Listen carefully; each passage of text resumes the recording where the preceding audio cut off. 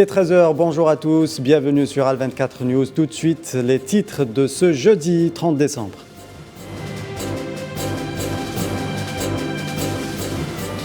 La toute première commission de dialogue national et de réconciliation a vu le jour en Éthiopie, prémisse d'un processus de construction d'un consensus national.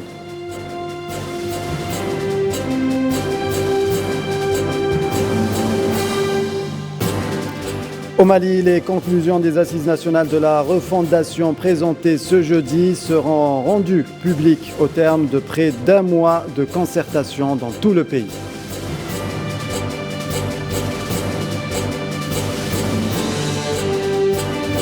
Santé Covid-19, l'Arabie Saoudite a décidé de rétablir les mesures de distanciation physique entre fidèles et pèlerins dans les deux saintes mosquées à partir d'aujourd'hui.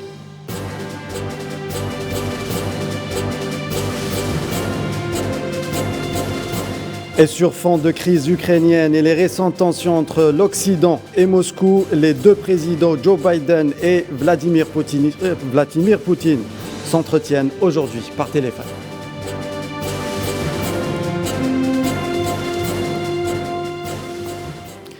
Direction la Tunisie, le mouvement tunisien Ennahda a appelé à la tenue d'un dialogue national global pour former un front politique rassembleur. Le mouvement a appelé toutes les forces à unir leurs efforts et leurs choix et à cristalliser un terrain d'entente à travers un dialogue national global. C'est ce qui ressort d'un communiqué publié mercredi par le mouvement à l'issue de la réunion de son bureau exécutif dans la capitale Tunis lundi dernier. Et en Éthiopie, l'Éthiopie qui est fracturée par la polarisation ethnique et politique est entrée mercredi dans un long processus de construction d'un consensus national, d'une paix durable et d'une réconciliation. La toute première commission de dialogue national et de réconciliation a vu le jour. Leïla Kertal. Ce comité a été bien entendu approuvé par le Parlement éthiopien. Il aura pour objectif premier de ramener la paix dans le pays déchiré par une guerre de dissidence menée depuis plus d'1 an par les groupes rebelles du Tigré. Après que les leaders dissidents du Tigré aient menacé fortement et directement le président Ahmed Abiy, le sommant de quitter le pouvoir, sinon, disait-il, la capitale Addis Abeba serait assiégée et le président éthiopien démis de ses fonctions. Les rebelles du Tigré, regroupés en alliance, se sont fixés pour objectif la destitution du président éthiopien, mais c'était sans compter avec le revers de la médaille et la sortie inattendue d'Ahmed Abiy qui a décidé de prendre le chemin de la reconquête de son pays, de la menace des groupes armés du Tigré, en troquant son costume de président par le treillis militaire et en prenant la tête de ses troupes à l'encontre de la rébellion. Face à son avancée fulgurante sur le terrain, les rebelles capitulent et annoncent leur repli vers leur région d'origine, le Tigré. Un repli qui s'inscrit comme un point fort pour Abiy. Celui-ci détient désormais les cartes pour faire pression sur la rébellion tigréenne et la communauté internationale restée longtemps de marbre face à la rébellion tigréenne. Ce comité vient couronner les avancées sur le terrain de l'armée régulière éthiopienne. Il sera chargé, je le rappelle, d'assurer la paix dans le pays. Il est composé de 11 membres, un véritable camouflet pour la rébellion du Tigré qui a surestimé ses capacités sur le terrain. Et comme nous vous le disions en titre au Mali, les conclusions des assises nationales de la refondation présentées ce jeudi au terme de près d'1 mois de concertation dans tout le pays. Toutes les catégories socio-professionnelles ont été invitées à participer. Selon les autorités, plus de 70 000 personnes ont été consultées ces dernières semaines. Plusieurs dizaines de partis politiques, y compris des partis de poids, ont refusé d'y prendre part, tout comme les groupes armés signataires de l'accord de paix de 2015. Et Mali, toujours une nouvelle attaque dans le nord-ouest du pays. À Nara a fait au moins 4 morts parmi les soldats maliens ainsi qu'une dizaine de blessés. L'attaque qui a eu lieu près de la frontière mauritanienne a vu l'utilisation d'engins explosifs improvisés ainsi que des armes lourdes. Et cette maladie mystérieuse apparue au Sud-Soudan et qui est à l'origine de 97 décès.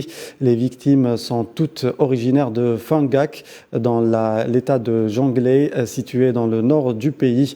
En proie dernièrement à d'importantes inondations, des experts médicaux de l'OMS se sont rendus sur place pour tenter de comprendre de quoi il s'agissait. Ils sont depuis repartis sans livrer leurs conclusions aux autorités locales. Des tests ont également été réalisés pour savoir s'il ne s'agissait pas du choléra. Les résultats se sont avérés négatifs. Alors que certaines régions sont inondées, d'autres sont frappées par des sécheresses à l'image de la Somalie. Ce ne sont pas moins de 2000 personnes qui ont rejoint la capitale Mogadiscio ces 2 derniers jours, fuyant les fortes sécheresses. Selon l'Agence de coopération humanitaire des Nations Unies, la Somalie est actuellement confrontée à l'une des pires sécheresses depuis des décennies. Selon les organisations humanitaires du pays, le gouvernement somalien a déjà déclaré la situation d'état d'urgence humanitaire, exhortant la communauté internationale à redoubler d'efforts pour aider les personnes dans le besoin. Et la visite du président mauritanien en Algérie fut l'occasion de renforcer les relations bilatérales tant que sur le plan politique qu'économique. À ce propos, le président mauritanien Mohamed Ould Cheikh Al Ghazouani a profité de ce séjour pour se rendre à Oran, plus précisément dans la zone industrielle et pétrochimique d'Arzew. Les détails avec Sofiane Barouti.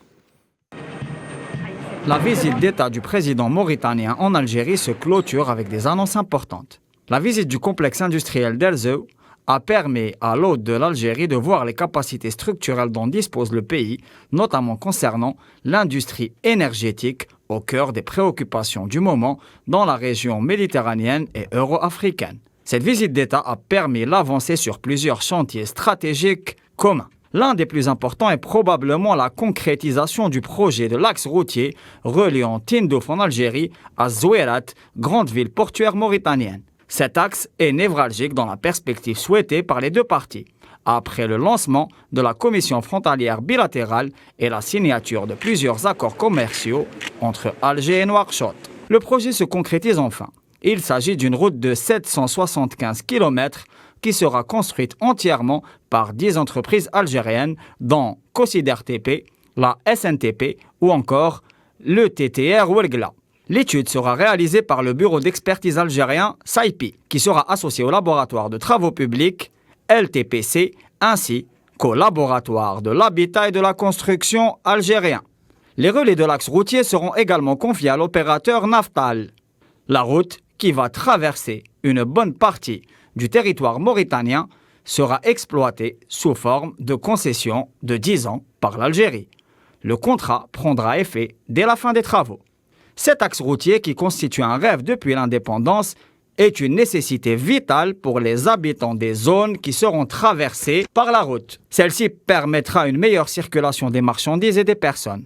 Et l'objectif est clairement le développement de la région dans le cadre d'un partenariat gagnant-gagnant, fixant dans le béton une alliance stratégique corollaire d'un lien fraternel historique. Algérie, toujours des détachements combinés de l'armée nationale populaire ont mené du 22 au 28 décembre plusieurs opérations ayant permis de déjouer des tentatives d'introduction de plus de 14 quintaux de kif traités via les frontières avec le Maroc. Selon un bilan rendu public mercredi par le ministère de la Défense nationale, des opérations qui ont également résulté à l'arrestation de 19 narcotrafiquants. 3 Palestiniens ont été blessés par balles en Cisjordanie occupée. Le ministère palestinien de la Santé a indiqué que les blessures étaient dues aux heurts qui ont opposé des dizaines de civils à l'armée sioniste dans le quartier de Kafr Aqab et du camp de réfugiés adjacent de Kalandia. Syrie, un bombardement aérien du port stratégique de Latakia a eu lieu mardi dans l'est du pays. Une attaque menée par l'entité sioniste qui fait suite à une longue série d'agressions subies par la Syrie de la part de l'armée sioniste depuis plusieurs années. Plus de détails avec Safwan Ben Sabri. Il s'agit de la deuxième attaque de ce type en décembre contre une installation stratégique du pays. Des frappes aériennes de l'entité sioniste ont touché mardi le port syrien de Latakia. Vers 3 heures du matin, l'entité sioniste a mené une agression aérienne avec plusieurs missiles en direction de la Méditerranée, ciblant le parc à conteneurs du port de Latakia. L'agression a causé des dégâts matériels significatifs et entraîné des incendies dans le port. L'entité sioniste a récemment intensifié la fréquence de ses agressions en Syrie. Depuis le début de l'année, l'armée sioniste a ciblé la Syrie une trentaine de fois, faisant 130 morts, parmi eux plusieurs civils. Celle-ci mène une guerre qui ne dit pas son nom en Syrie alors que le pays peine à sortir d'une guerre civile qui dure depuis maintenant plus de 10 ans. À ce propos, nous écoutons Karim Eid Sabar, analyste libanais. Il s'agit de soumettre la région et d'empêcher de façon préventive l'émergence de toute vision qui ne soit pas impérialiste. La souveraineté des États voisins de l'entité sioniste n'arrange pas cette dernière, qui voudrait que les pays qui l'entourent soient et restent soumis. En effet, le pays connaît un conflit sanglant depuis 2011 caractérisé par l'ingérence de plusieurs puissances étrangères, dont la France et les États-Unis. Une guerre qui a causé la mort d'environ 500 000 personnes et la destruction de nombreuses infrastructures, entraînant un déplacement forcé de millions de personnes à l'intérieur et en dehors du pays. En Irak, plusieurs soldats et policiers ont été tués dans des explosions ou confrontations avec des éléments de Daesh dans la région de Diyala. Des pertes ont aussi été enregistrées du côté de ce groupe terroriste. Selon l'armée irakienne, une vaste opération militaire a été lancée dimanche dernier, 26 décembre, autour des monts Amrin, à travers lesquels les combattants du groupe terroriste se dissimulent pour harceler de nuit les habitations des environs. Santé, Covid-19, le bilan en Algérie en légère hausse. 382 cas ont été enregistrés hier. 9 nouveaux cas de décès ont également été signalés. La bonne nouvelle, c'est le nombre de nouvelles guérisons, 204 selon le bilan du ministère algérien de la Santé. Et après le Sénégal, le Nigeria et le Ghana, la Guinée est elle aussi touchée par le variant Omicron en Afrique de l'Ouest. L'Agence nationale de sécurité sanitaire l'a annoncé mercredi. Le variant a été détecté dans des analyses de ces derniers jours. Une quinzaine de cas ont été officiellement détectés donc, mais les chiffres seraient 2 à 3 fois plus élevés selon les experts. Et la présidence des affaires des 2 saintes mosquées en Arabie Saoudite a décidé mercredi de rétablir les mesures de distanciation physique entre fidèles et pèlerins dans les 2 saintes mosquées à partir d'aujourd'hui, dans un contexte d'une nouvelle hausse de cas d'infection au coronavirus dans le royaume. La décision a été rapportée par l'agence de presse saoudienne. Et Covid toujours, l'Espagne qui annonce la réduction de la durée de la quarantaine des personnes positives au Covid-19 à 7 jours contre 10 auparavant. Une décision qui survient alors que le nombre record de contaminations suscite, comme ailleurs, des craintes de déstabilisation de l'économie. Cette mesure est destinée à trouver un équilibre entre santé publique et croissance économique, a déclaré le Premier ministre espagnol Pedro Sánchez. Et le gouvernement italien a décidé d'instaurer une jauge de 50% dans tous les stades et donc ceux de Serie A. La capacité maximale des espaces clos sera de 35%. La Gazzetta dello Sport précise que le Conseil des ministres avait d'abord pensé à limiter le nombre de spectateurs à 5000 maximum, mais il a finalement décidé de mettre en place une jauge. Cette nouvelle règle devrait être mise en place à partir du 6 janvier. Et pour finir avec le dossier santé, en France, pour la première fois depuis le début de la pandémie, le seuil des 200 000 contaminations en 24 heures a été franchi. Un raz-de-marée Omicron selon le ministre français de la Santé, Olivier Véran.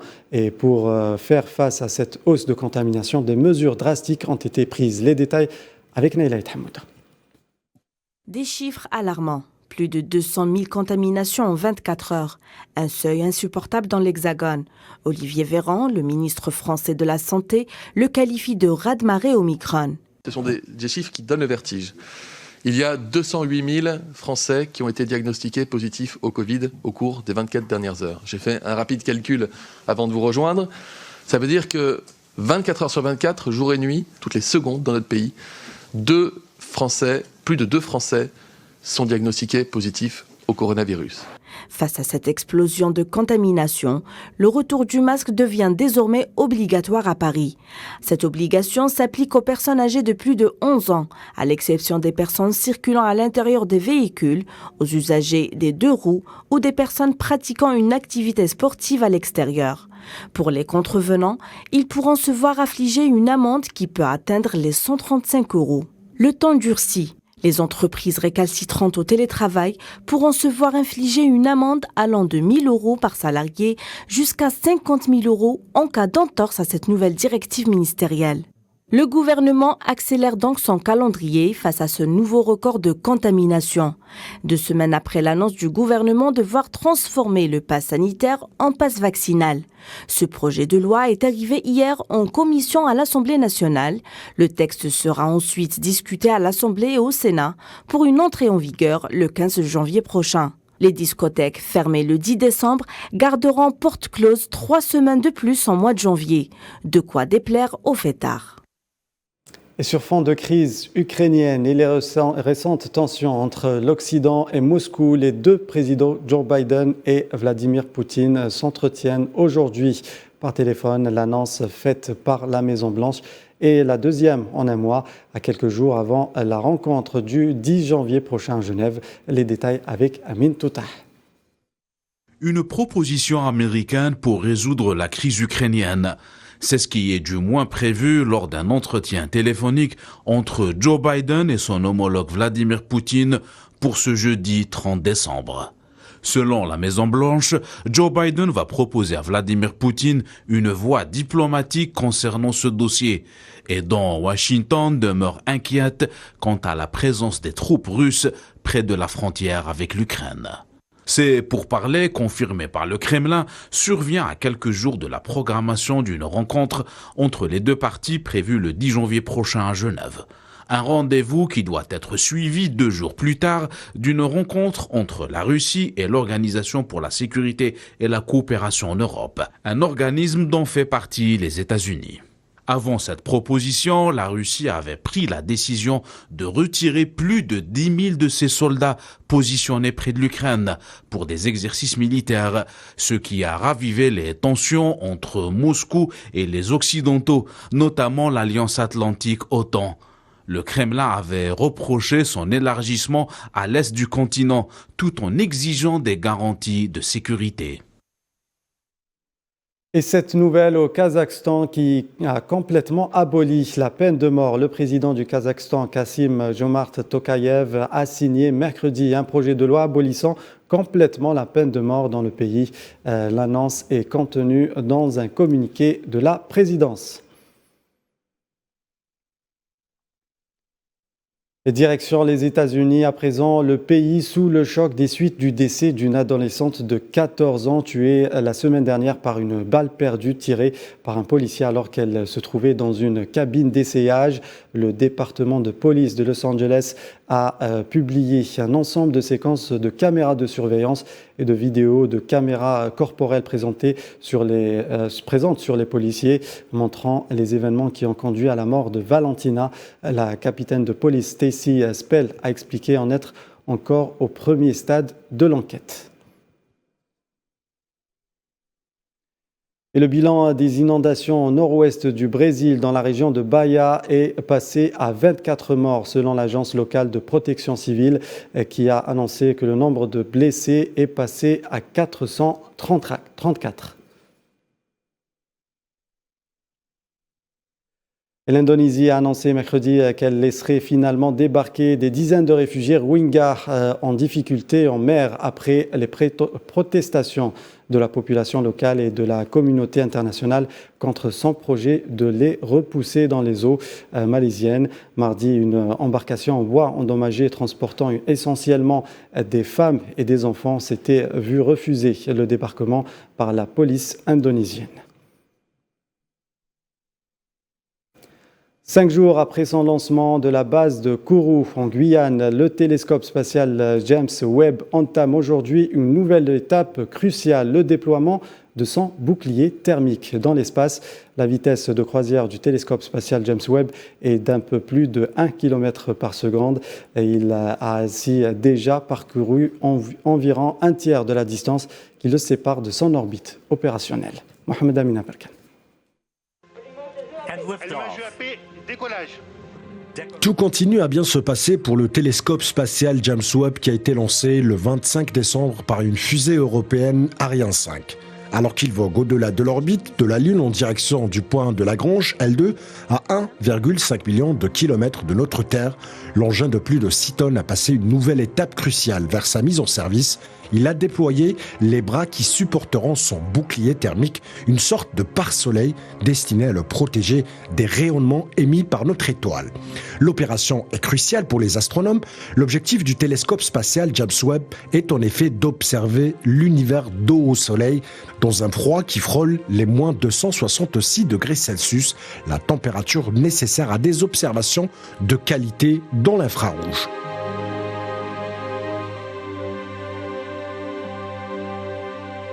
Les opérations ont commencé le 28 décembre par l'ouverture des bras situés à l'avant du miroir principal. Les responsables du télescope Webb ont lancé des opérations similaires pour les bras de la partie située derrière le miroir principal, mais d'autres manœuvres, contrôle de température, chauffage de certains éléments et verrouillage des bras étaient nécessaires, si bien que le plein déploiement a été confirmé. Le télescope spatial James Webb n'arrive à bon port que d'ici un mois et qu'il faudra ensuite patienter plusieurs semaines avant qu'il ne soit totalement opérationnel. Pour les premières observations, rendez-vous donc au mois de juin prochain. Sport football, le sélectionneur national Jamel Belmadi était face à la presse ce matin à Doha, la capitale qatari, pour évoquer les derniers préparatifs des Verts pour défendre le titre continental au Cameroun. Et malgré les quelques cas de contamination Covid-19 enregistrés au sein de la sélection nationale, Jamel Belmadi a confirmé l'information que lui et tous les joueurs de sa sélection seront du voyage au Cameroun pour participer à la phase finale de la Coupe d'Afrique des Nations 2021 avec pour mission principale défendre leur couronne continentale. Le sélectionneur national n'a pas caché la difficulté de la mission qui l'attend, ainsi que son staff technique et ses joueurs. Toutes les sélections participantes auront à cœur de battre l'Algérie qui reste invincible depuis 33 matchs selon lui. Pour le choix du Qatar, c'est dû essentiellement aux bonnes relations entre la Fédération algérienne de football et son homologue qatari.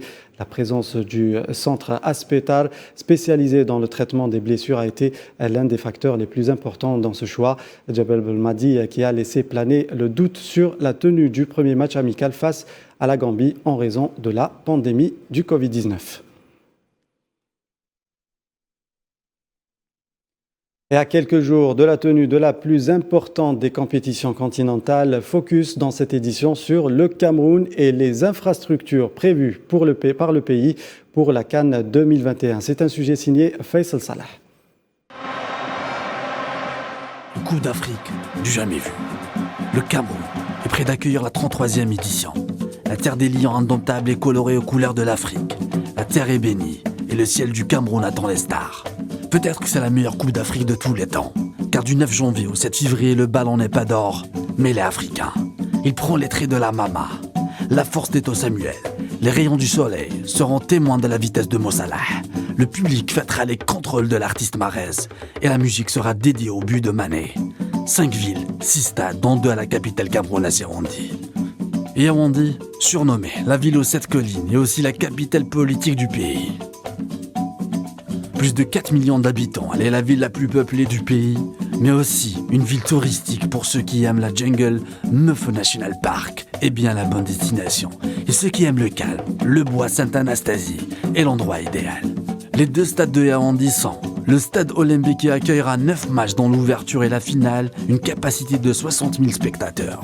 Le deuxième stade, Amadou Ahidjo, a une capacité de 40 000 places et n'accueillera pas moins de 7 matchs de groupe de la CAN 2022. À 237 km de la capitale, les Verts résident dans la plus grande ville du Cameroun, Douala. Cette ville est la plus peuplée du Cameroun avec Yaoundé, puisqu'elle compte environ 3,7 millions d'habitants. Douala se trouve dans le département du Wori. Douala donne sur le golfe de Biafra, ce qui constitue un point économique très fort pour les échanges commerciaux avec les pays voisins. Le stade Djapoma a déjà servi en effet. Il a été utilisé pour accueillir la CHAN 2020. Le Djapozma Stadium sera l'un des plus utilisés avec pas moins de 10 matchs. La ville Limbe est connue pour être une station balnéaire camerounaise située à environ 80 km de Douala, dans l'ouest du pays. Comme certaines autres villes du Cameroun, Limbe est assez récente puisqu'elle a été fondée en 1858 par les Anglais. Pendant environ 120 ans, Limbe portait le nom du Victoria. Ce n'est qu'en 1982 que le nom de la ville a été changé. De plus, les langues officielles de ces régions sont l'anglais et le français. La ville de Limbe se situe donc au bord de mer. Elle est constituée d'un port de pêche toujours actif, bien que celui-ci fut autrefois plus utilisé pour les échanges commerciaux avec les pays voisins. Limbe se situe au pied de ce mont et donc entre l'océan et la montagne. Enfin, si vous préférez vous détendre, vous pouvez tout simplement profiter des plages de sable noir de Limbe. Le Limbe Stadium accueillera au total 8 matchs de ce tournoi de la Coupe d'Afrique des Nations 2022. Parmi ces 8 matchs, 5 concernant le groupe F de la CAN 2022, celui-ci comprend les équipes de la Tunisie, du Mali, de la Gambie et de la Mauritanie. Située à environ 300 km de la capitale camerounaise Yaoundé, la ville de Bafoussam se trouve dans le nord-ouest du pays avec ses 847 500 habitants recensés en 2019. La région du peuple Bamileke au Boufassam est un regroupement de 3 communes qui se trouvent dans une région où la production du café, du thé et du tabac est importante. Parmi les lieux à visiter, le Royal de Bafoussam, ce palais est la chefferie de la ville. Il était construit au XIIIe siècle et c'est cet endroit que réside le chef de la communauté de Bafoussam. Le stade omnisport de Kouankang peut accueillir jusqu'à 20 000 spectateurs. Il va arbitrer 6 matchs de groupe et 2 huitièmes de finale et surtout le match du groupe du Sénégal. La dernière ville est Grawa, une ville récente fondée dans les années 1830. La ville devient de plus en plus importante avec les arrivées de bateaux par la rivière Benoué à l'expansion de commerces comme le sel et le coton. Cette région est particulièrement verte et les touristes peuvent notamment partir en excursion dans ces parcs comme le parc de Ouaza, réserve animalière du Cameroun ou encore le parc national de Benoué. Vous pouvez également voir différentes cultures en effet dans cette ville, sont présentes plusieurs mosquées musulmanes. Enfin, Garoua est une ville où les températures peuvent être extrêmement élevées la journée. Le stade Ramdi Adjia de Garoua, ce stade peut contenir jusqu'à 25 000 personnes. Ce stade recevra 8 matchs de la compétition. Le titre africain sera en jeu au Cameroun, pourvu qu'il cadrera le même détenteur. Handball, à présent, la Confédération africaine de la discipline a communiqué sur la nouvelle date de la Coupe d'Afrique des Nations de handball, initialement prévue au Maroc du 13 au 23 janvier 2022. Finalement, elle aura lieu du 22 juin au 2 juillet 2022. L'endroit du déroulement a été maintenu, une décision qui est intervenue à quelques heures seulement après le tirage au sort et des recours formulés par plusieurs pays, dont l'Algérie, et qui ont poussé la Confédération africaine de handball à l'annuler. La nouvelle date de la cérémonie du tirage au sort, quant à elle, sera communiquée ultérieurement. Et cette information qui vient de nous parvenir, le président de la République algérienne, Abdelmadjid Tebboune, a signé ce jeudi, donc la loi de finances 2022. Nous y reviendrons bien sûr plus en détail lors de la prochaine édition de 19h. Voilà, c'est avec cette information que nous arrivons à terme de cette édition. Merci de nous avoir suivis. Tout de suite, la météo présentée par Mme Zienne Zitouni. Ce soir, vous retrouverez donc Fatma Mhani pour l'édition de 19h. Excellent week-end à tous. Restez fidèles à L24 News. À demain.